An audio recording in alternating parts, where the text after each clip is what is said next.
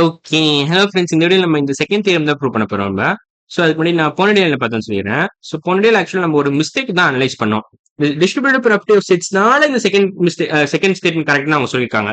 But second ஸ்டேட்மெண்ட்டுக்கும் distributive property அப்படின்ற ரூலுக்கும் சம்மந்தம் இல்ல.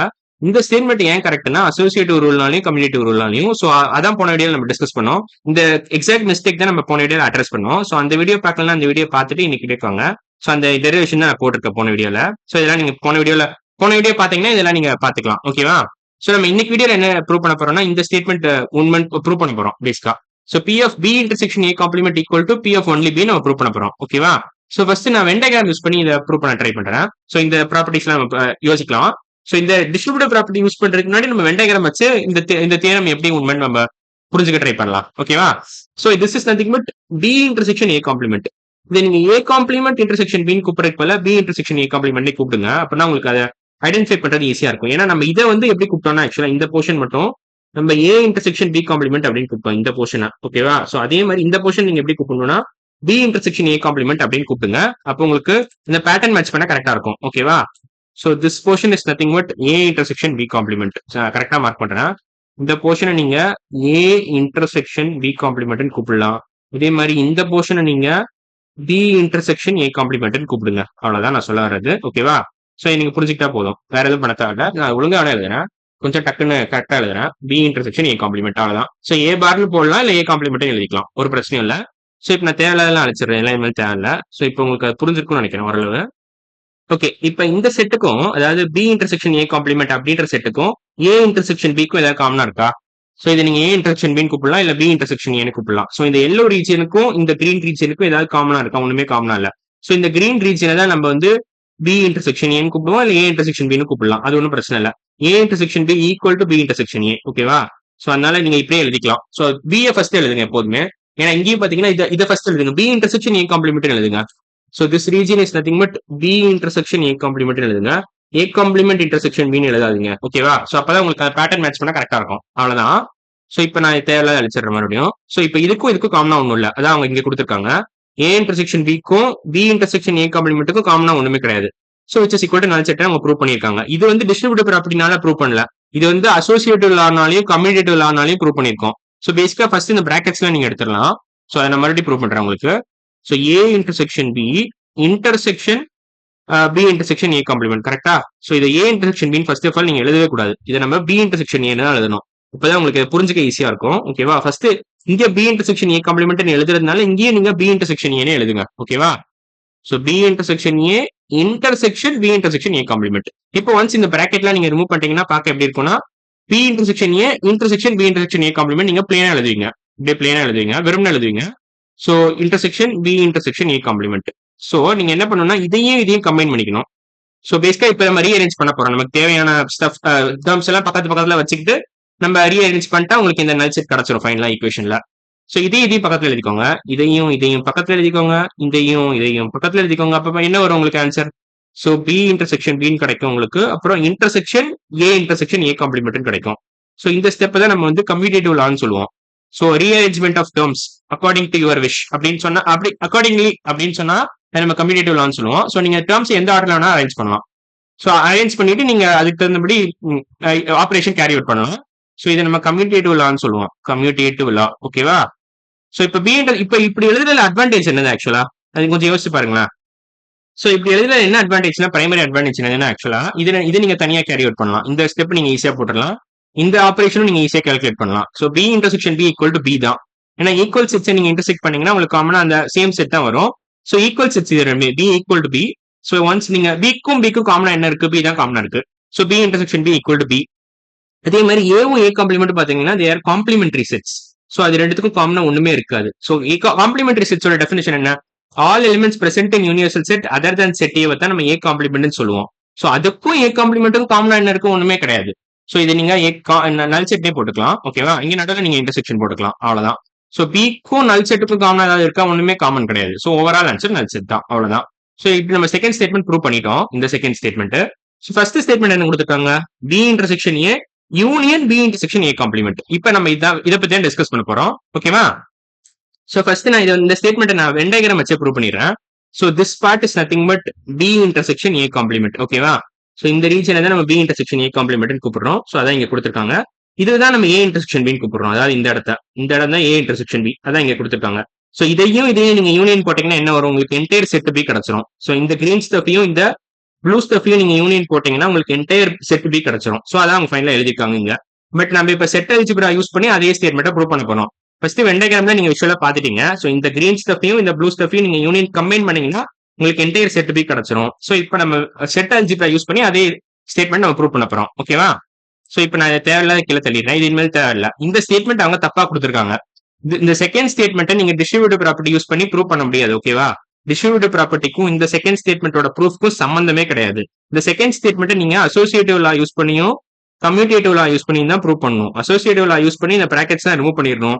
கம்யூட்டேட்டிவ் லா யூஸ் பண்ணிட்டு இந்த டேர்ம்ஸ் எல்லாம் ரீஅரேஞ்ச் பண்ணி பக்காவா எழுதணும். அப்படி பண்ணா மட்டும்தான் இந்த செகண்ட் ஸ்டேட்மெண்ட் நீங்க ஈக்குவல் டு நல் செட்னு ப்ரூவ் பண்ண முடியும். ஓகேவா? So using associative law and commutative law, we have proved the second statement, not using distributive law. ஓகேவா? associative law and commutative law. commutative நான் clean-ஆ எழுதிக்கிறேன். commutative. ஓகேவா? commutative law. இல்ல commutative property போடலாம். So ரெண்டுமே ஓகே தான். So இது ரெண்டும் யூஸ் பண்ணி தான் நம்ம செகண்ட் ஸ்டேட்மெண்ட் ப்ரூவ் பண்ணோம். டிஸ்ட்ரிபியூட்டிவ் ப்ராப்பர்ட்டி யூஸ் பண்ணி கிடையாது. அதாவது அவங்க டெக்ஸ்ட் புக்ல தப்பா கொடுத்துருக்காங்க. அதாவது நீங்க மன்னிச்சு விட்டுறணும் அவங்கள. ஓகேவா? சோ இப்போ நம்ம இது ரெண்டுத்தையும் நீங்க யூனியன் போட்டீங்கன்னா உங்களுக்கு என்டையர் செட் பி கிடைச்சிரும். சோ இப்போ நம்ம இந்த செட் அல்ஜிப்ரா யூஸ் பண்ணி எப்படி ப்ரூவ் பண்ணலாம்? A intersection B union B intersection A complement. Okay, so B intersection ஏன்னு எழுதிக்கோங்க. B intersection A union B intersection A complement. So இங்க பி இன்டர்செக்ஷன் ஏ நான் ஏன் எழுதுறேன், ஏன்னா அப்பதான் இந்த லெட்டர் பி முன்னாடி இருக்கும். ஏ இன்டர்செக்ஷன் பி எழுதுனீங்கன்னா உங்களுக்கு அந்த யூனியன் அந்த டிஸ்ட்ரிபியூட்டிவ் ப்ராப்பர்ட்டி ஃபாலோ பண்ணும்போது அதை அப்ளை பண்ணும்போது உங்களுக்கு கொஞ்சம் கன்ஃபியூசிங்கா இருக்கும். அதனால நான் அதுக்கு தகுந்தபடி எழுதிக்கிறேன். So B intersection A union B intersection A complement answer என்ன வரும்? B intersection A union A complement வரும். So B intersection A union A complement இது என்ன வரும் ஆக்சுவலா answer? A union A complement equal to null entire universal set வந்துரும். So entire sample space cover ஆயிரும். ஏன்னா செட் A வந்து select sample points cover பண்ணிரும். செட் A காம்ப்ளிமெண்ட் பாத்தீங்கன்னா மத்த எல்லா சாம்பிள் பாயிண்ட்ஸையும் கவர் பண்ணிரும். சோ இது ரெண்டுத்தையும் நீங்க யூனியன் போட்டீங்கன்னா உங்களுக்கு என்டையர் சாம்பிள் ஸ்பேஸே கிடைச்சிரும். சோ இதுக்கு ஆக்சுவலா நீங்க வெண்டகிராமே ரெஃபர் பண்ணலாம். பாத்தீங்கன்னா இந்த வெண்டகிராமே பாருங்களேன். செட் ஏ பாத்தீங்கன்னா சில சாம்பிள் பாயிண்ட்ஸ் கவர் பண்ணிருது. செட் ஏ காம்ப்ளிமெண்ட் மத்த எல்லா இடத்தையும் கவர் பண்ணிருது. சோ இது ரெண்டுத்தையும் நீங்க யூனியன் போட்டீங்கன்னா என்ன வரும்? செட் ஏவையும் செட் ஏ காம்ப்ளிமெண்ட்டையும் நீங்க யூனியன் போட்டீங்கன்னா உங்களுக்கு என்டையர் யூனிவர்சல் செட் கிடைச்சிரும். பட் ப்ராபபிலிட்டி சாப்டர் பொறுத்த வரைக்கும் entire universal set is nothing but entire sample space. Sample space தான், அவ்வளவுதான். சோ இப்போ உங்களுக்கு A union A complement equal to sample space உங்களுக்கு புரிஞ்சிருக்கும்னு நினைக்கிறேன். இந்த வெண்டகிராம் நீங்க பார்த்தாலே விஷுவலா அண்டர்ஸ்டாண்ட் பண்ணலாம். ஓகேவா? சோ இப்போ நான் தேவையில்லாத அழிச்சிடறேன். சோ இப்போ நம்ம கொஸ்டினுக்கு வந்துடலாம். சோ அதே மாதிரி இப்ப நம்ம இங்க டிரைவ் பண்ணிருக்கோம். A union A complement equal to entire sample space. So sample ஸ்பேஸ்க்கும் பிக்கும் காமனா இருக்கா? So B itself is a subset of sample space. உங்களுக்கே தெரியும் அது. நான் ஃபர்ஸ்டே சொல்லிட்டேன் உங்களுக்கு. B is a subset of sample space. So since B is a subset of sample space, B க்கும் sample spaceக்கும் நீங்க இன்டர்செக்ஷன் எடுத்தீங்கன்னா உங்களுக்கு ஆன்சர் பி தான் கிடைக்கும். ஏன்னா அது பார்க்க எப்படி இருக்கும்னா பார்க்க இப்படிதான் இருக்கும். ஸோ சப்போஸ் இப்போ ஒரு ரெக்டாங்கிள் இருக்குன்னு வச்சுக்கோங்களேன், இல்ல ஒரு சர்க்கிள்குள்ளேயே நீங்க வரையலாம். சர்க்கிளே வரைஞ்சுக்கிறேன். ஸோ பெரிய சர்க்கிள் வரைங்க, அதுக்குள்ள ஒரு குட்டி சர்க்கிள் இருக்கு. ஸோ இதான் பி, இதான் பின்னு அசியூம் பண்ணிக்கோங்க. இது பி, இது எஸ். ஸோ எஸ்க்குள்ள பி இருக்கு. ஸோ பிக்கும் எஸ்க்கும் காமனா என்ன இருக்கு? பி தான் காமனா இருக்கு, அவ்வளவுதான். ஸோ இந்த டயக்ராம் வச்சு நீங்க அதை புரிஞ்சுக்கலாம். B intersection S equal to B அப்படின்ற ஸ்டேட்மெண்ட்டை நீங்க இந்த டயக்ராம் வச்சு புரிஞ்சுக்கலாம். ஓகேவா? சோ சப்போஸ் இந்த ஸ்டேட்மெண்ட் உங்களுக்கு புரியலன்னா இந்த டயக்ராம் பார்த்தா உங்களுக்கு ஒரு நல்ல அண்டர்ஸ்டாண்டிங் கிடைக்கும். சோ இப்படியே நீங்க புரிஞ்சுக்கலாம். சோ இப்போ நான் தேவையில்லாத அழிச்சிடுறேன், அவ்வளவுதான். சோ இதெல்லாம் அழிச்சுட்டா உங்களுக்கு நல்லா புரிஞ்சிடும். சோ ஸ்பேஸ் கிடைச்சிரும். சோ இப்போ நம்ம இவ்வளவும் கொண்டு வந்துட்டோம். சோ இப்போ என்ன பண்ணணும்னா நீங்க இவ்வளவு கிடைச்சிருச்சுல, இப்ப நம்ம இந்த கார்டினாலிட்டி ஃபங்க்ஷன் யூஸ் பண்ணோம். சோ இப்ப B equal to B intersection A union B intersection A complement கிடைச்சிருச்சு உங்களுக்கு. செட் பியோட அதை ஈக்குவேட் பண்ணிடலாம் நீங்க. சோ இப்போ ஃபர்தரா என்ன பண்ணலாம்? இப்ப நீங்க என்ன ரியலைஸ் பண்ணணும்னா இந்த ஸ்டேட்மெண்ட் நம்ம யூஸ் பண்ண போறோம், இந்த ஃபேக்டர் நம்ம யூஸ் பண்ண போறோம்.